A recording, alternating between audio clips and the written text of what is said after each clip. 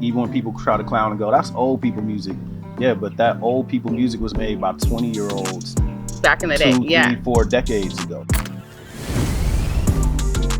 Hey you guys, it's Ebony Chapman here with another episode of Unlock Your Flavor. I'm here with an amazing guest. His name is Dad, artist, producer. You guys, we're gonna get into it, get to know him a little bit more, unlock his flavor. And of course, I have my amazing co-host, Daniel Cloyd, with me today. How are you? I'm doing well. Good. Wonderful intro here with my big cousin, Dad. Okay, I love that. So we are going to be trying the CITYBOI BBQ sauce, of course, with Hilltop's breakfast sandwich. So we're excited about that. And then what we have over here are the questions. So we have 3 different categories. Sauce or toss is going to be more of those like random questions. Personal flavor is going to be all about you. And word around the city is a little bit more pop culture. Okay. So you'll tell me which category you want and I'll pick it and then we'll go from there. Don't judge me on the questions I didn't come up with. Dad.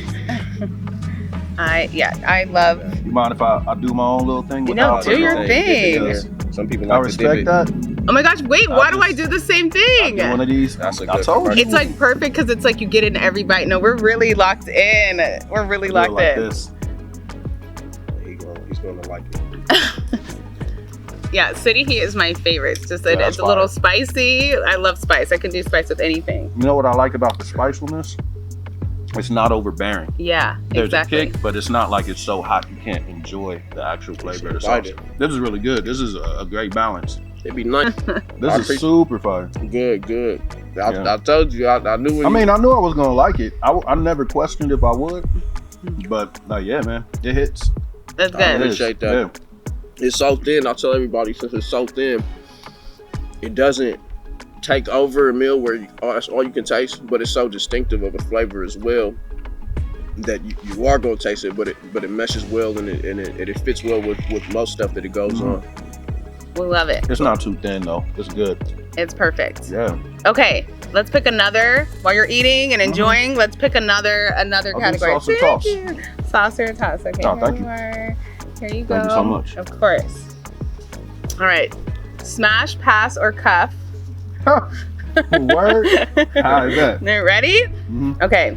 Sexy Red, Black China, Krishan Rock. Oh damn. Smash, pass, or cuff. Or cuff. Smash means to kiss. No, it doesn't. We're adults here. Smash means to have sex. Oh my goodness, yes. YouTube algorithm. I will smash Krishan. No. Yeah, I will smash Krishan Rock. Okay. I will cuff Sexy Red. Okay. And I will pass on Black China. Okay, I heard. He passes on the only Christian one. Good Lord. I'm not even gonna ask for any more details unless you want to give. We're cuffing Sexy Red. I just think Sexy Red would be fun. Look, she would be fun. Because and here, hold on. My bad. Sexy Red, I think she's loyal. She's like one of those hood loyal chicks. She talk about her dudes in jail all the time. Her baby daddy's in jail, where she's like, they wouldn't like you hollering at me type shit. Like, I feel like if she's with you, she'll ride or die for life, even if it don't work out. And that's what you need. Yeah, you need someone who's gonna ride or die. Yeah, I feel like she'd be like, yeah, man, I'm rocking with you. Yeah. And if it don't work out, I think she'd still be like, I love you though. Right. That's cool funny. So Big Cousin looks like such an intellectual and like a poet and whatnot. He's actually ignorant, you know. No. This dude is the most disrespectful. He puts ignorant for no reason. No, listen, I love that. You gotta have somebody that's really gonna rock with you, really gonna hold it down for you no matter what, because that's hard to find. Because people, they be swaying. Yeah. The energy be shifty. And I'll be real, she, out of the 3 too, she kind of made her own way. Yeah. You know, she made it happen. I mean, people can talk about her music all they want. She's cracking right now. She found really is. Her vibe, she found her sound, and anybody else who tries to do it, they're gonna go, that sounds like a Sexy Red record now. Yeah. So what do you think makes Sexy Red so distinct? Like what about her style of rap is unique? I don't know. I don't. I mean, as a music producer, like. Well, I'll tell you what matters to me, and music in general. I think it's just about authenticity. I think authenticity is everything. I think people can feel it. I think that's why people love Cardi B so much. Yeah. Who I love, because it's like you know who you get with that person. You feel the authenticity with them, you know. So Sexy Red, agree, disagree, whatever. I feel like, you know, this is who you're getting. You know, that's this person coming through their music, you know. And I dig that. I fuck with that. Yeah. No, I love that too. I think that, you know, being distinct, especially in a space where there's so many people kind of biting sounds or mixing music or, you know, whatnot, it is really important to kind of be able to stand out in that space. 100%. And so when you're able to do that, I think that's what makes it special. And that's why I think Sexy Red is having such a big moment right now. 100%. You gotta show who you really are at the end of the day. And that's scary as an artist because, you know, everybody will look to certain artists and go, yo, we love this person, they're so real. You know, I think about, me and my homie would talk about DMX when he died. Yeah. Like, everyone's like, oh, I love DMX, he's so, but it's like, yeah, but that's not cool to be in that space during it, because people forget cats were calling DMX a crackhead at one point. Yeah. They were talking bad about how he looked, all kind of things.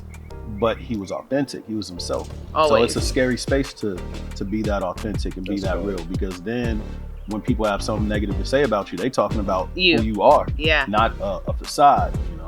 Absolutely. So as a music producer, yeah, I have a question for you. Yes. Right now, I feel like we're in a space of music where we're using a lot of like samples and a lot of throwback sounds and then kind of mixing it, remixing it. Do you think that this era is going to last forever? And when do you think it's going to end? Are you sick of it? Are you loving it as a music producer? Is it just like a one-to-one hit? Like, what do you think? I don't think it's for me to be like, I'm sick of or anything. Yeah. So I always try to remember, like, music is dictated by the youth anyway. You know, it's youth culture. Like, even when people try to clown and go, that's old people music. Yeah, but that old people music was made by 20-year-olds back in the day, 3, 4 decades ago. Totally. So it's for them to interpret what they want to interpret the way they want to. And also always look at music as like a reflection of the time and the era we're in. I'm never going to knock people for sampling because we live in a time, like, you know, music education isn't even the same anymore. You don't get to learn instruments the same way you used to. It's not available in schools the same way that it used to be. Now, my only pushback, though, I would say, is we have so many more resources and so much more access that there's no excuse anymore to not dig further back.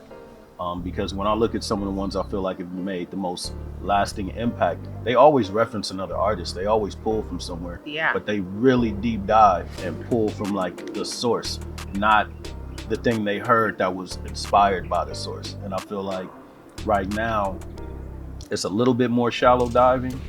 Why? I don't know. I can't really say. But I mean, I always find music exciting. I always love to see where it goes. I always love what's happening because it's just art. It's just expression, creativity. You know? A true artist. One, I know you've done a lot of. You're an artist and you're a music producer, and you've done a lot of music production. One, I want to know, what's your favorite thing that you've done? Maybe the favorite person you worked with, favorite album you worked on, maybe favorite project you worked on. I know you've done TV and just straight albums. And then what made those special? And then what artist who's your, don't laugh at me for the generic question, but who's your dream artist? Who would you want to work on? What question you want to start with? Your favorite project, what made it special?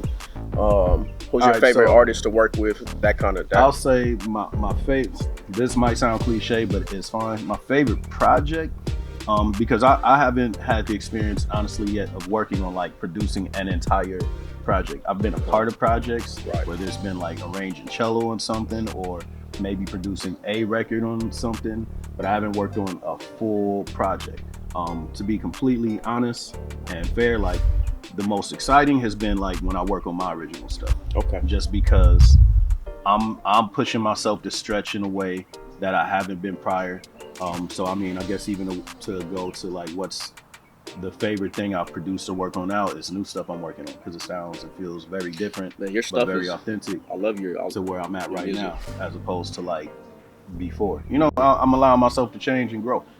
As far as artists who are cool to work with, man, I've worked with a lot of good artists, man, and it's all just cool, even just seeing and experiencing what goes on. Right.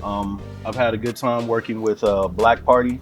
I mean, that's my dog right there, man. I always have fun working with him because we'll just kind of like start jamming, riffing on something, and then ideas flow from there. Such a great moment when you have a vibe with someone to be able to create with them. I mean, he and I hit it off like the moment we met years ago. He had just come in town, and I think our first interaction was just producing.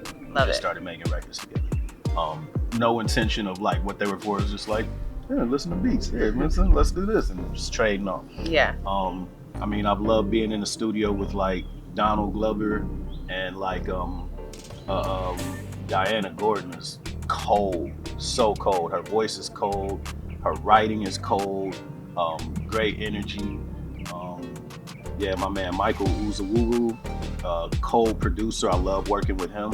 Yeah. Like just the way this man thinks about sounds and textures, and so it's so nice to work with people that like make you think. Yeah. And make you think outside the box and like push you a little bit creatively. Because I feel like sometimes you get stuck in your space. You're like, okay, wait, no, but I like this. Like this is how I create. This is my vibe here. And when you work with people that are like, okay, like we like that, but let's add a little extra on it. It always like is great. The goal is always to push more. I've been working. This is a new person I've been working with, a good friend of mine now, Eddie Ponce, who's a phenomenal musician, producer, writer. But I mean, I feel very lucky that the people I work with, I consider them like friends. Yeah. You know, so it's just a good time hanging out and doing something that you love doing at the same time. Love it. Okay, so who's your dream artist? Because I think that was dream artist. Oh man, Bruno Mars, top tier. Love it. The best. Okay, listen. Thank you so much, Dad, for joining us. You guys, he is an instrumentalist, a producer, an artist. Like y'all need to go check him out. Where can they find you? My Instagram is Dad Doc Rutherford. That's my three names. Dad, my artist name. Doc, the nickname I grew up with. Rutherford, my birth name.